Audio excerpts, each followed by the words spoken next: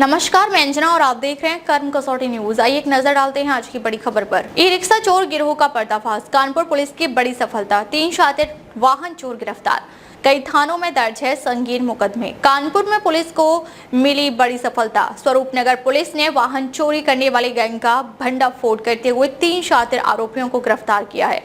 ये गिरोह लंबे समय से शहर में ई रिक्शा और अन्य वाहनों की चोरी की वारदातों को अंजाम दे रहा था। गिरफ्तार किए गए तीनों आरोपी पेशेवर वाहन चोर हैं। ये कई थानों में वांछित थे।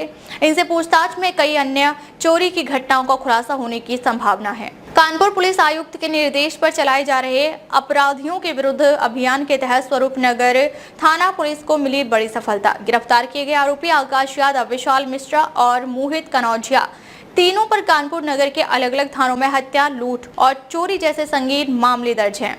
इन आरोपियों के कब्जे से चोरी की ई रिक्शा और अन्य आपराधिक साक्ष्य भी बरामद किए गए हैं। पुलिस का कहना है कि यह गिरोह रात के समय सुनसान इलाकों से ई रिक्शा चोरी कर उन्हें कबाड़ियों को बेच देता था। देखिए, जो ये पकड़े गए हैं इसमें 3 एक्यूज हैं और बड़े साथी हैं, मुकदमे भी उनके लगा है।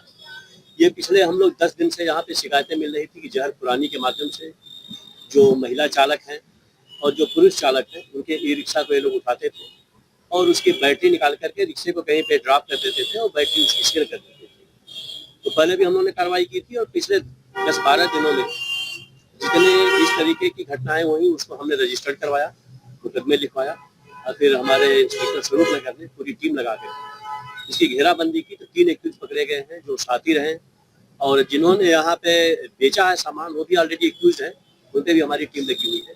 पर्पज हम लोगों का था कि जो शहर में इस तरह की गैंग ऑपरेट कर रही है, जो लोगों की रोजी रोटी के साथ खिलवाड़ कर रहे हैं और उनके सामान को ले जा रहे हैं, उस पर कार्रवाई होनी चाहिए। उसी कड़ी में कार्रवाई की।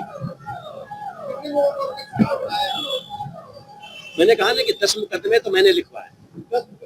हाँ, और जो लोग मेरे पास आते गए मुकदमा लिखते गए और पिछले 10 दिन से मैं इसकी रोज मॉनिटरिंग कर रहा था, पर डे मॉनिटरिंग कर रहा था और पर्पज यही था कि ये गैंग खत्म होनी चाहिए। ग्वालटोली में, कन्नलगंज में, सीसा मऊ में, तो ये एक गैंग था। जब मैंने इसकी स्टडी की तो पता चला कि ये बड़ा सिस्टमेटिक ऑपरेट कर रहे हैं। किसी को लड्डू खिला दिया, किसी को कुछ कर दिया, तो फिर उनका कर लेते, या कहीं पे कोई रिक्शा खड़ा है उसको ले गए। करते ये थे बेसिकली, रिक्शा से तो कोई मतलब नहीं, वो बैटरी ले जाते थे और 12,000-15,000 वो बैटरी बिक जाती थी। अगर दिन भर में 2-4 किए थे। जिन्होंने इनको बेचा है उसमें भी हमारी टीम लगी है। पर्पज है किस तरीके की घटना यहाँ पे कम्प्लीटली हुई है और ये लोग क्योंकि हम गैंगस्टर भी लगाएंगे, आगे कार्रवाई करेंगे। अब ये कौन करता है?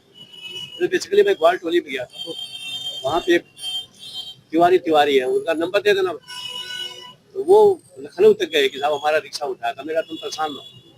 हमने कहा जितने मुकदमे हैं, तो 10 दिन से घेराबंदी करके जितने थे हमने लिखवाए। सबकी 2 बार मैंने इसमें मीटिंग की, ऑफिस में ये लोग भी आए थे। फाइनली इंस्पेक्टर स्वरूपनगर लगे, इनकी टीम लगी और इन्होंने अब तक के लिए बस इतना ही। फिर मिलते हैं एक ऐसी ही बड़ी खबर के साथ। तब तक के लिए नमस्कार और देखते रहिए कर्म कसौटी न्यूज।